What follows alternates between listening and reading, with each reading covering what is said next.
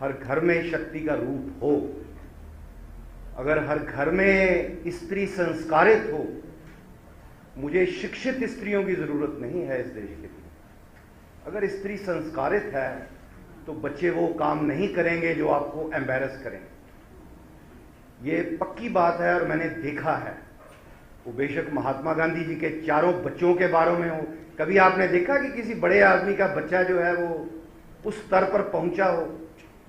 वो प्रशांत भूषण, शशि भूषण की बात अलग हो सकती है, अदरवाइज जेनेटिक्स फेल हो जाती है। मैंने देखा है, बाप अगर राम है तो बच्चे रावण निकलते हैं। ये फैक्ट है। ये एक ऐसा फैक्ट है जिसे ना बायोलॉजी एक्सप्लेन कर सकती है, ना साइकोलॉजी कर सकती है, ना सोशियोलॉजी कर सकती है, शायद कर्म सिद्धांत भी नहीं कर सकता। संस्कार जो दिए जाते हैं बच्चे वही बनते हैं। मुझे प्राचार्य के तौर पर बहुत मौका मिला, विदेश में मैं पढ़ा भी बच्चियों के साथ जो हम उम्र थी। मैंने जो कुछ देखा और महसूस किया वो बात अलग थी कि हम वहां से जल्दी वापस आ गए क्योंकि वहां टिकना थोड़ा मुश्किल हो गया। अब आप इधर कहीं भी लड़कियों के हॉस्टल में चले जाएं, बच्चियां मुझे माफ करेंगी, मैं इनको बच्ची समझता हूं, क्यों हम तो हर स्त्री में वही मातृत्व का रूप देखते हैं। ये भारतीय संस्कृति, बार बार इतना मराठी तो मैं समझ सकता हूं, यही बात वो कर रहे हैं। तो आपको बच्चियों के आइडोल्स कौन हैं? बच्चियों के आइडोल्स कोई मैत्रेयी, गार्गी, कात्यायनी, इंद्रायणी, सिस्टर निवेदिता, मार्गरेटी नोबल जिसे बोलते हैं, या और स्त्रियां विदुषियां जिन्होंने प्राचीन काल में या मध्यकालीन युग में या आधुनिक समय में इतिहास बनाया, उनके चित्र आपको नहीं मिलेंगे। किनके चित्र मिलेंगे मुझे आप बता दीजिए, आपको पता है। वो आमिर खान को, पता नहीं शाहरुख खान। मैं तो वैसे टीवी पे कभी पिक्चर नहीं देखता हूं, लेकिन क्योंकि मैं अलर्ट और एजाइल हूं और शिक्षा शास्त्री होने के कारण मुझे बच्चियों को भी देखना पड़ता है, बच्चों को भी देखना पड़ता है एक बाप की तरह, और बहुत सालों से ऐसा चल रहा है।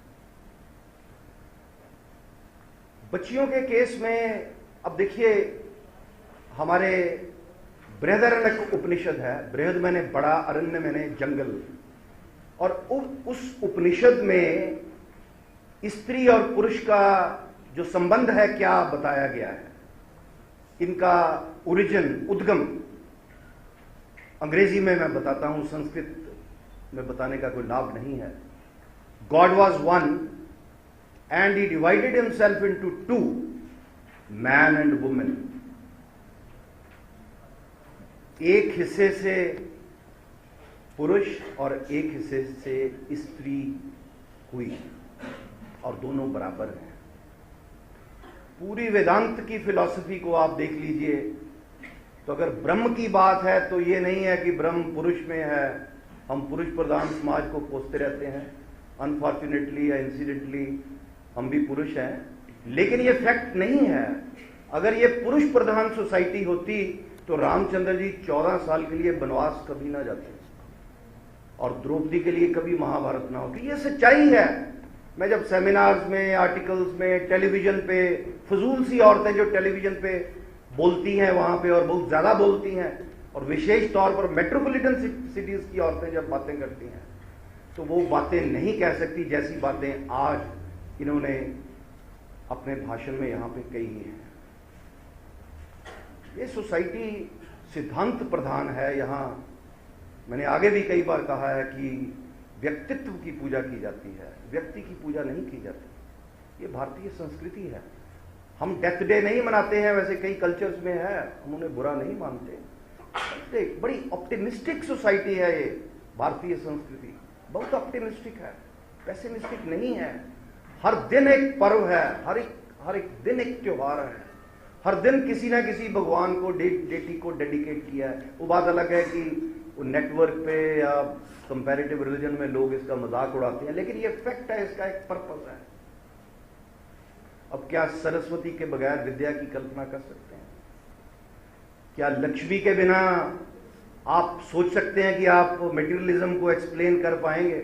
वो बात अलग है कि आज हर आदमी लक्ष्मी के पीछे है, नारायण को भूल गया। और जब भारत जैसे देश में गे राइट्स की बात हो और लेस्बियनिज्म की बात हो तो शर्म भी आती है और शब्द भी मुंह से नहीं निकलते, लेकिन क्यों कुछ मुद्दे इन्होंने उठाए हैं और बताए हैं और कहे हैं और हमने आंखों से देखे हैं। और बहुत रीजन्स में हिंदुस्तान में शायद लोग समझते हैं कि मॉडर्निटी का अर्थ यही है। बच्चियां मुझे एक्सक्यूज करें और जो बड़ी एज की हैं वो भी मुझे थोड़ा मुआफ करें। अगर मैं फैक्ट्स और स्टैटिस्टिक्स आपको बताना शुरू करूं तो शायद शर्म से मेरा भी सिर झुक जाएगा। अब दिल्ली का हाल देखिए 100 लड़कियां जो कॉलेजेस में पढ़ती हैं 60 क्या करती हैं, ये सर्वे हो चुके हैं। और विदेश में आज ये चाइल्ड मैरिज की बात करते हैं, जिन्होंने किसी ना किसी किस्म का शारीरिक आनंद सुख भोगा है, या बाकी 20-25% ऐसी हैं जो सात्विक हैं। विदेश में ये पोजीशन है। मेरे साथ एक दो क्लासमेट थे, तो वो हम भारत आएंगे। मैं क्या भारत क्यों आएंगे, हमारे पिता चेन्नई में मद्रास में थे, क्या थे। बच्चे अपने बाप को ढूंढ रहे हैं, ये विदेशी संस्कृति का रिजल्ट है। मैं इतिहास का विद्यार्थी हूं, हमारे कभी ओल्ड एज होम, ये विडो होम ऐसा कभी नहीं रहा है, ये सच्चाई है। लेकिन वहां पे बाप जिंदा है, हेलो हाय हेलो बाय की कल्चर वहां पे चल रही है। कोई मां को नहीं पूछता, कोई बाप को नहीं पूछता। फिर जब यूएनओ देखती है कि पूरा सिस्टम सारा बिगड़ गया, तो फिर वह कहते हैं international day for father and international day for mother. ऐसे ऐसे दिन बना दिए हमारे लिए कि वो मां पूजनीय है। मेरी माता की उम्र 87 ईयर्स है और वो कहती कि भी आखिरी उम्र में आप मुझे छोड़ के यहां से चले गए। मैंने कहा the day you feel I immediately leave everything and I come, क्योंकि यहां भी मैं एक मिशन से आया हूं, लेकिन मां के ऊपर कोई मिशन नहीं है। मेरी अपनी लाइफ में जितना रोल मेरी मां का है उतना ही बीवी का है और उतना ही बड़ी बहन का है। अगर ये 3 औरतें मेरी लाइफ में ना होती तो जो थोड़ी बहुत सात्विकता मेरे में है वो बिल्कुल नहीं होती। माओं को सीखने की जरूरत है, माओं को संस्कारित करने की जरूरत है। लेकिन आजकल जब अखबार पढ़ते हैं, न्यूज देखते हैं, एक तो अखबार वालों की भी यही आदत है कि नेगेटिव न्यूज देते हैं, टोटली नेगेटिव न्यूज। वैल्यू एक माली में भी हो सकती है, वैल्यू एक स्वीपर में भी हो सकती है। मैं अपने जो ड्राइवर है उसको भगवान कृष्ण की तरह समझता हूं। ये मैं कोई एग्जैजरेट नहीं कर रहा हूं, क्योंकि हम इंसान को इंसान के तौर पर देखते हैं। और आज की एजुकेशन अनफॉर्चुनेटली बहुत कुछ बनाती है, इंसान नहीं बना रही। यही जरूरत है। एजुकेटेड बच्चे यहां से निकलें, लेकिन केवल आर्ट साइंस या लॉ, अब जितने लॉ के लोग हैं, राव साहब या इनकी टीम की मैं बात नहीं कर रहा, ये अच्छे लोग हैं, मैं बहुत लक्की हूं। इनसे सभी से डर लगता है। जिस संस्था में चले जाओ भी ये लॉ वाले हैं, कोई ना कोई बीच में पॉइंट निकाल लेंगे। अब लॉ का अर्थ है आपकी सहायता करना, जैसा ये कर रहे हैं। लॉ का अर्थ ये नहीं है कि कोई ना कोई बीच में, ये जितने बड़े बड़े वकील जिनका नाम आप लेंगे, नानी पालकी वाला से लेके आज के समय में वो छोटे से जिन्होंने राजीव गांधी मर्डर केस में वो किया था, सभी अब ये हमारे वहां बंबई के जो शहनशाह हैं टेररिज्म के, उनको भी प्लीड कर रहे हैं। सारा पॉइंट ये नहीं है, डेमोक्रेसी में राइट्स हैं। क्लैश कब आता है? जब एक क्रिमिनल कहता है कि मेरे भी ह्यूमन राइट्स हैं। मुझे एक घटना याद आती है, ये घटना उस आदमी ने बताई थी जो बाद में किसी यूनिवर्सिटी का वाइस चांसलर हुआ, अब भगवान के पास चला गया। वो और मैं 10 साल का फर्क था। वो भी लंदन यूनिवर्सिटी में उसी school of oriental African studies में पढ़े जहां मैं पढ़ा। तो एक दिन वैसे ही हम बैठे थे, उस समय तो मैं चाय भी नहीं पीता था, चाय भी मैंने शादी के बाद शुरू की, ये भी वाइफ का इन्फ्लुएंस हो गया। हमारे घर में चाय नहीं चलती थी। खैर, उन्होंने मुझे एक घटना सुनाई।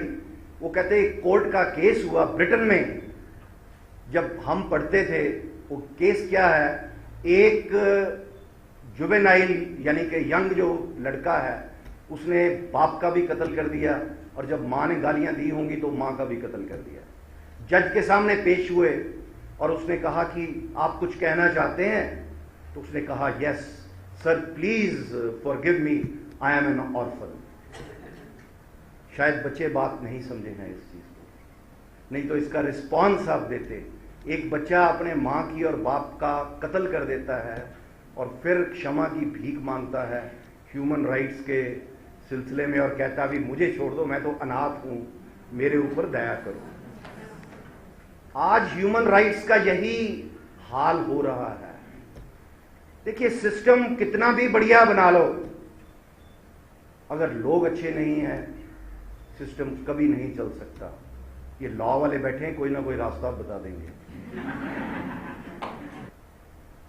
जब तक इस देश में नागरिक प्रबुद्ध नहीं होंगे, जब तक उनके अंदर का इंसान नहीं जागेगा, जब तक शिक्षा शिक्षित करने के साथ साथ संस्कार नहीं देगी, जब तक बच्चियां अपने आप को शक्ति का रूप नहीं मानेंगी। हमारी तंत्र शास्त्रों में, और तंत्र की बात छोड़िए, पुराणों में भी जो भागवत पुराण है उसमें बड़ा क्लियर है, शिव पुराण में सॉरी, कि शक्ति के बिना शिव शव हो जाता है। दिल्ली में एक सेमिनार था जवाहरलाल नेहरू यूनिवर्सिटी में, और वो शख्स जो मैंने ही, मेरा स्टूडेंट था, उसको मैंने आईएएस ऑफिसर बनाया था। आजकल वो दिल्ली में ही is a principal secretary to the government of India. तो उस समय अभी उसकी सिलेक्शन हुई थी, यहाँ कोई मेरी किताब छपी, उसने मुझे बुलाया। जवाहरलाल नेहरू यूनिवर्सिटी में सेमिनार था वुमेन एम्पावरमेंट पे। तो हम पैदल जा रहे थे, तो रास्ते में देखा कि बिल्डिंग की कंस्ट्रक्शन हो रही है और औरतें जो है उन्होंने सिर पे मिट्टी उठा रखी है, कोई ईंटों का ऊपर गड्ढा रखा हुआ है। तो मैंने कहा अंदर वुमेन एम्पावरमेंट का सेमिनार हो रहा है और इधर ये क्या हो रहा है। फिर मैंने वहां पे जो इंचार्ज था उससे पूछा कि लेबर क्या है। उस समय, थोड़ी पुरानी बात है, स्त्रियों को 20 रुपए मिलते थे, पुरुष को 50 रुपए मिलते थे। और कुछ स्त्रियां ऐसी थी, आज भी आप भारत के कई जगह पे जाके देखें, बच्चे को पीठ पे उन्होंने बांध रखा होता है, या बच्चे को कुछ ऐसा पालना झूलना सा बना के वो पेड़ पे वो लगा देती है। मैंने वेस्ट को देखा है, जितनी भारत की स्त्री सैक्रिफाइस कर सकती है, भारत की बिगड़ी से बिगड़ी स्त्री और यूरोप की बढ़िया से बढ़िया स्त्री एक बराबर है। ये मैं आपको सही कहता हूं, ये मैंने खुद आंखों से, एक्सेप्शंस हैं, मैं एक्सेप्शंस की बात नहीं कर रहा हूं। और मैडम ने एक बात जो कही थी, मैं थोड़ा मराठी इनकी समझ सका, वो विवेकानंद ने अमेरिका में कही थी 1894 में, कि स्त्री का रूप भारत में, स्त्री में हम माता को देखते हैं। और शायद बच्चियों को ये पता नहीं है कि हमारे शास्त्रों ने माताओं की भी क्लासिफिकेशन कर रखी है। अगर यूरोपियंस ने किया होता तो इसका पेटेंट ले लिया जाता और एक आध पीएचडी ले लेते। 16 तरह की माताएं उन्होंने लिखी हुई हैं, 16 तरह की माताएं। उस डिटेल में मैं नहीं जाऊंगा, लेकिन विवेकानंद ने जो कहा इन्होंने रिपीट किया कि in India women is the mother, in the west women is the object of beauty और शी इज द वाइफ। यही फर्क है। अब मुझे ये बताइए, स्त्री की स्वतंत्रता के बारे में वो कहते देखिए जी, पुराने हिंदुस्तान के, या आप हिंदुस्तान की बजाय हिंदू शब्द जोड़ दें, स्त्रियों को स्वतंत्रता नहीं थी। आजकल के समय में स्त्री सुरक्षित नहीं है। शाम के समय दिल्ली, बंबई, कलकत्ता, क्या शायद सोलापुर का मुझे नहीं पता है, ये काफी तारीफ कर रही थी कई लेवल्स पे, जो मुझे लगा यहाँ पे सुरक्षित नहीं है, क्योंकि उसकी बायोलॉजी ऐसी है कि वो वल्नरेबल है, हिट की जा सकती है। लेकिन उसकी साइकोलॉजी ऐसी है कि उसकी सिक्स्थ सेंस है जो पुरुष की नहीं है, उसकी थर्ड आई है, जिसके लिए पुरुषों को हिमालय में जाके कई देर साधना करनी पड़ती है। हर स्त्री की होती है, केवल जानने की जरूरत है, थोड़ा उसको प्रकट करने की जरूरत है। मेरा ख्याल इससे आप एग्री करते हैं। कुछ नेचुरल ट्रेड होते हैं। अब ह्यूमन राइट नेचुरल है, ये पब्लिक हैं, ये तो बड़ी बात की बात है। लेकिन जो नेचुरल कैरेक्टरिस्टिक्स स्त्री के हैं या बच्ची के हैं, अगर उनको प्रफुल्लित करने की कोशिश लड़कियां करें तो मेरे विचार में उनका नाम भी इतिहास में आ सकता है, वो भी शास्त्रों की रचना कर सकती हैं। ये सच्चाई है। लेकिन मैंने अपने 42 इयर्स के कैरियर में यही देखा है, मॉडर्न लड़कियों का मतलब ये है अंग प्रदर्शन, और मॉडर्न लड़कियों का मतलब है पुरुष बनने की कोशिश करना। जो आप नहीं है वो कैसे बनने की कोशिश करेंगे? कल को सरदार मनमोहन सिंह कहेंगे हम तो प्रधानमंत्री हैं, हम तो कुछ भी कर सकते हैं, न्यूक्लियर डील कर सकते हैं, हम 2G स्कैम हो तब भी चुप करके बैठ सकते हैं। लेकिन अगर वो ऊपर से सेकंड फ्लोर से छलांग लगाए तो बेशक पीएम हो के प्रेसिडेंट हो के मैं हूं को आप हो, we are not biologically the person who is in a position to fly. ये हमारा नैसर्गिक प्राकृतिक गुण नहीं है।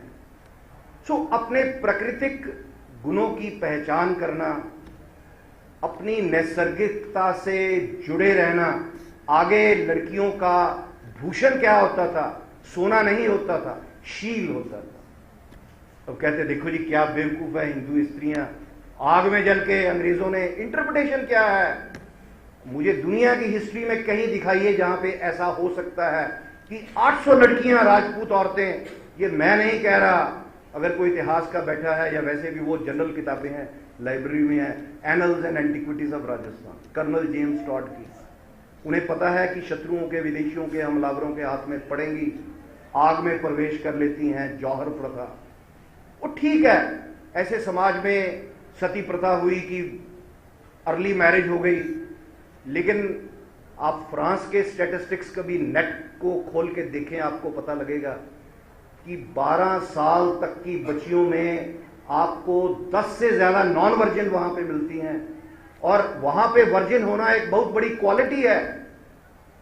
और मैं जब हाइड पार्क में वहां लेक्चर दिया करता था, ब्रिटेन में जहां कोई भी आदमी कुछ भी बोल सकता है, क्योंकि हमारे हिंदुस्तान के विषय में जो लोग बोलते थे वो बहुत गलत बोलते थे और विदेशियों के क्वेश्चंस का जवाब नहीं दे सकते थे। हम यंग थे, एनर्जेटिक थे, यंग और एनर्जेटिक अब भी हैं। लेकिन उस समय एक वहां पे स्पीकर था, मुझे अभी तक याद है, गयाना का। और वो बात अचानक मुझे, क्योंकि मेरे को लेक्चर तैयार नहीं होते, अचानक मेरे वो दिमाग के रडार पे आ गई और वो सेंटेंस आज तक मुझे याद है। और उसने कहा कि जब भगवान ने जीसस क्राइस्ट को जन्म देना था तो पूरा यूरोप का भ्रमण किया उसने। He could not find a single virgin, so he came down to Jerusalem. आप अगर गहराई से इसका मतलब समझे तो आप इसका अंदाजा लगा सकते हैं कि उस मोरालिटी के स्टैंडर्ड का क्या हाल था या आज है। अनफॉर्चुनेटली हम बच्चे इस आईटी एज में इस पढ़ाई से अपने गुणों की पहचान करने की बजाय पश्चिमी सभ्यता और संस्कृति के रंग में रंगे जा रहे हैं। हमारे आइडियल कोई बहनाबाई, सहजोबाई ने, वो कहते हैं ये क्या है सीता की बात, लोग जेएनयू में जाओ तो हंसते हैं, तो ये क्या है सीता जैसी है, लाइक दिस। और विदेश में जब मैं एक पेइंग गेस्ट था तो वहां भी एक पेरेंट्स थे और उनकी बच्ची थी और शाम को बाहर जाती थी और सुबह 3-4 बजे आती थी डिस्को विस्को पे। तो सुबह पूछते थे did you enjoy yesterday evening? तो मुझे शर्म आती थी, ये माँ बाप है, ये पूछ रहे हैं। हमारे जैसा बाप हो तो 2 थप्पड़ लगा दे और हरियाणा में हो तो मर्डर कर दे, क्योंकि I am also the father of 2 daughters. बात अलग है कि दोनों बच्चियां मेरी विदेश में हैं। तो मैं ये कहना चाहता हूं अपनी बच्चियों से, भाई आप दयानंद संस्था में हैं, ये सेमिनार ह्यूमन राइट्स का है, इतनी बड़ी और एनलाइटेंड अपर्णा यहाँ पे है जिन्होंने आपको ना केवल फैक्ट्स बताए हैं। नॉर्मली क्या करते हैं ह्यूमन राइट्स वाले, कॉन्स्टिट्यूशन के आर्टिकल क्या है, फंडामेंटल राइट ऐसे हैं, डायरेक्टिव प्रिंसिपल ऐसे हैं, आर्टिकल 31 ये है, माइनॉरिटी का ये है, वुमेन का ये है, चिल्ड्रन का ये है, ये डिसेबिलिटी एक्ट है, ये मैटरनिटी बेनिफिट एक्ट है। मुझे सारे एक्ट्स का पता है, वो भी मैं बता सकता हूँ। लेकिन जो बातें आज इन्होंने की हैं वो इंस्पिरेशनल हैं, वो आपकी जिंदगी बदल देंगी। आपकी कॉन्शियंस जो है उसको प्रभावित करेंगी। और जो हमारी दयानंद संस्थाओं का मुख्य उद्देश्य है, हमारे पास इंफ्रास्ट्रक्चर नहीं है, लेकिन हमारा दिल बहुत बड़ा है। हमारे अध्यापक और प्राचार्य ये जहां जाते हैं इनका नाम है, और हमारी संस्था ने वो काम किए हैं इस एरिया में। मैं कल भी कह रहा था और कई बार कह चुका हूं कि जितनी संस्थाएं आजकल शिक्षा की बन रही हैं, सभी के पीछे वही अर्थ अर्थ अर्थ। हमारे तो पुरुषार्थ की जब बात आती है तो डंडा लेके एक तरफ धर्म खड़ा है और दूसरी तरफ मोक्ष खड़ा है। अर्थ और काम, पैसा और कामना की पूर्ति करना। और फिर जितने आश्रम है 25 साल तक तो ब्रह्मचर्य आश्रम, कुछ नहीं करना, शीशा भी नहीं देखना। ये लोग सन्यासी होते हैं, ये जो दिगंबर मुनि होते हैं, शीशा नहीं देख सकते। तो हमारे दिन में आप बच्चियां कितनी बार देखती होंगी, ये बताइए मुझे। मुंह को क्या देखना है, आप बदल गए हैं क्या? लोग बदलते नहीं है फिर भी शीशा देखते हैं। मैं शेव भी करता हूं तो बिना शीशे के करता हूं, मैं सच्चाई कहता हूं। सो आपको उस सभ्यता और संस्कृति से जुड़ना है जो हमारी है और जिस पर हमें गर्व करना चाहिए। हमें साल में कोई इन्होंने इंटरनेशनल वुमेन ईयर बना लिया, पीछे वो पीकिंग का इन्होंने डेकेड फॉर वुमेन बना रखा था। सब तमाशा अमेरिका में हो रहा है और सबसे ज्यादा इमोरलिटी वहां पे है। और वहां पे जा क्या देखिए, 8 साल की बच्ची का फिजिकल स्ट्रक्चर क्या है, जरा देखिए टेलीविजन पे क्या है। हमने तो आंखों से देखा है। और मैरिज के बाद देखिए, भारत में हो या जितनी पुरानी कल्चर्स और सोसाइटीज हैं, एसीरिया हो, बेबीलोनिया हो, इजिप्ट हो, रोम हो, आपको पता है कि पूरी रोमन सिविलाइजेशन का ये डाउनफॉल क्यों हुआ? अगर आप अंग्रेजी थोड़ी बहुत जानते हैं, एक किताब है decline and fall of the Roman Empire, Gibbon की। 80% लोगों को, sorry to say I am using those medical words, venereal diseases हो गई। Nation was finished. जिस नेशन का में शारीरिक शक्ति नहीं है, जब मैं बच्चियों को देखता हूं, मुंह पिचका हुआ है, कद छोटा नन्हा सा कद है उनका, डरी हुई हैं, घबराई हुई हैं। पीछे हमने एक फंक्शन करवाया, किसी ने पोस्टर फाड़ दिया और वो हमारी टीचर बच्ची घबरा गई। तो मैंने कहा, भी यू आर शक्ति, यू आर पावर। आपको उस पावर को रियलाइज करना है अपने आप में, और इतनी पावर अर्जित करनी है कि आपकी निगाहों में कोई देख ना सके। आपकी आंखों में इतनी ताकत होनी चाहिए। वो ठीक है, पढ़ने के कारण, मेल न्यूट्रिशन के कारण, जेनेटिक्स के कारण ऐनक लग जाती है। अब मुझे लगी 1962 में, उसका ये मतलब नहीं है कि मैंने अंदर की स्पिरिट को, कल को ब्लाइंड भी हो सकते हैं। सूरदास ब्लाइंड था, कितनी पावर थी उसके अंदर भक्ति की। और एक बार तो आंखें उन्होंने फोड़ ली, इमोरलिटी का जो एस्पेक्ट था। तो बच्चियों को भाई ऐसा बनना है। एक भी बच्ची बढ़िया बन जाए तो भाई भारत का भविष्य बदल सकती है। भारत में मिसेस एनी बेसेंट का, सिस्टर निवेदिता का, या फिर उधर मैडम कामा का, ये भारत का सबसे पहली बार झंडा जो तिरंगा तिरंगा वो रट लगाए रखते हैं, ये किसने फहराया? उसने ही फहराया। 1857 का गदर, ये बिगुल किसने बजाया? ठीक है, मंगल पांडे भी थे, ओके, महारानी झांसी का ही नाम आता है, मंगल पांडे का नाम तो लोग, वो पिक्चर बनी है उसके बाद जानने लगे हैं। स्त्रियों का बहुत योगदान है, ये मैं आपको बता दूं। ज्यादा समय ना लेते हुए, अपर्णा जी का बहुत बहुत धन्यवाद। और मुझे ये बता रहे थे कि हमारे ये कॉलेज के विद्यार्थी रहे हैं। मुझे लगता है कहीं ना कहीं कोई ना कोई यहाँ की खुशबू इनके अंदर गई है और उससे कुछ बायोलॉजिकल परिवर्तन हुआ है, केमिकल चेंज हुई है। मैं चाहूँगा कि आने वाले समय में एक ऐसा प्रोग्राम कॉलेज के सभी बच्चे और वेन्यू, हमारा मुक्तांगन वो तो वैसे ही मुक्त है। आज हम मुक्त राइट्स की बात करते हैं, वो ह्यूमन राइट्स के आड़ में हम मुक्त हो रहे हैं। गद्दाफी भी कहता है मुझे शूट मत करो। कौन चाहेगा कि मुझे शूट करो? आप एक चींटी चल रही है, उसके आगे एक पानी की लकीर बना दो, वो भी अपने आप को बचाने की कोशिश करेगी। ये सर्वाइवल का फैक्ट जो है ये एग्जिस्ट करता है। हमें दूसरों के साथ, बाइबल कहती है do unto others as you wish to be done by. क्या ये ह्यूमन राइट्स से छोटी बात है? मैं कोई किसी मजहब की बात नहीं कर रहा हूं। ऐसा ही आपको हर मजहब में मिलता है, वो इस्लाम हो कि बुद्ध धर्म हो कि जैन धर्म हो, हाँ, कुछ धर्मों ने समय के मुताबिक उन चीजों पे ज्यादा एम्फोसिस दिया, वैसी कंडीशंस थी।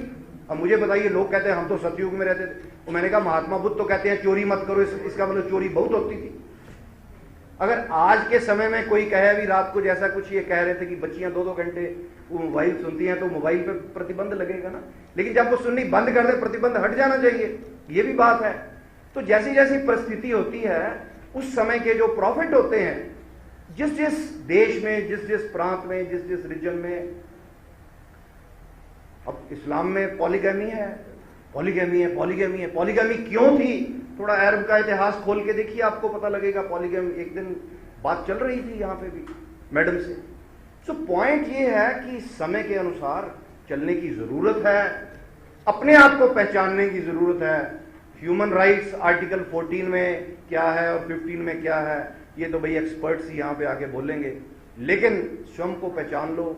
और मुझे लगता है कि ह्यूमन राइट्स की सेंस आप में आ जाएगी और आप चींटी से लेके उसके भी राइट्स रिकॉग्नाइज करेंगे, ये मैं बताता हूँ। मुझे यहाँ मच्छर बहुत लड़ता था, तो बड़ी तकलीफ हुई 1-1.5 साल, तो मुझे एक प्रिंसिपल ने कहा कि आप मच्छरदानी लगा लो। मैंने कहा मैं तो खुले में सोने का आदी हूँ, मैं तो पंजाबी हूँ, मुझे डर वगैरह नहीं लगता है, क्योंकि मुझे रात को एक बार कोई अटैक करेगा, उठ के 2 बार उसके ऊपर अटैक होगा, नथिंग टू वरी। लेकिन फिर हमने सोना शुरू किया वो बंद कमरे से। में मुझे तो ऐसी आबट, हम तो खुली हवा में सोते हैं, मैं तो दिन के समय में बाहर बैठता हूँ। हुआ ये है कि जिस दिन मैं एक दिन सोया, नींद तो बड़ी अच्छी आ गई, मैंने प्रिंसिपल साहब का थैंक्स भी किया। उसी समय जब मैं मॉर्निंग अपने कमरे में गया, तो 5-7 मच्छर मेरे पाँव को आके चिपटने काटने लगे। तो मैंने उन्हें काटने दिया। मैंने कहा भाई ये रात को याद करते होंगे हमारा डिनर नहीं आया।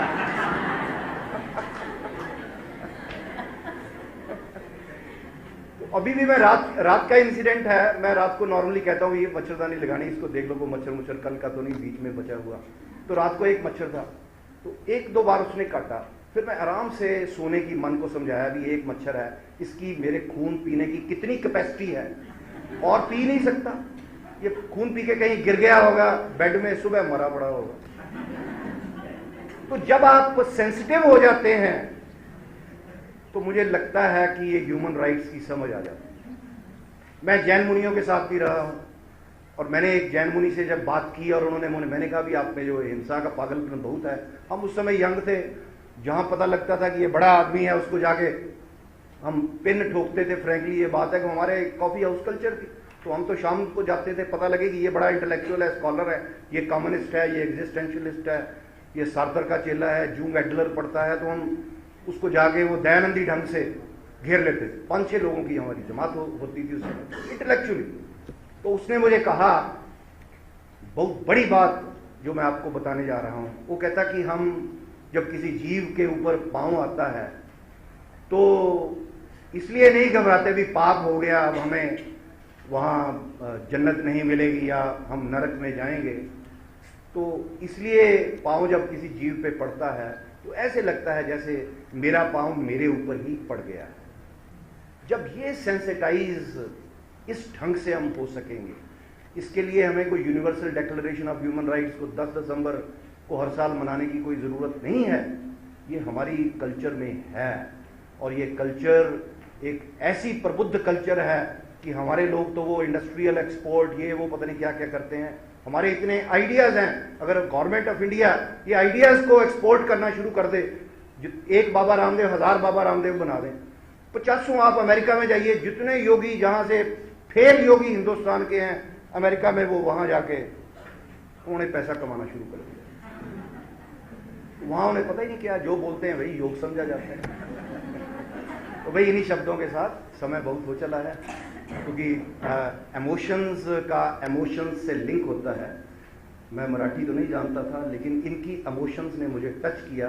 कहीं कहीं कोई शब्द मुझे जो समझ में आया, उसके अनुसार मैंने आपसे बात की। और चेयरमैन का थोड़ा राइट भी होता है कुछ कहने का, मैंने कह दिया।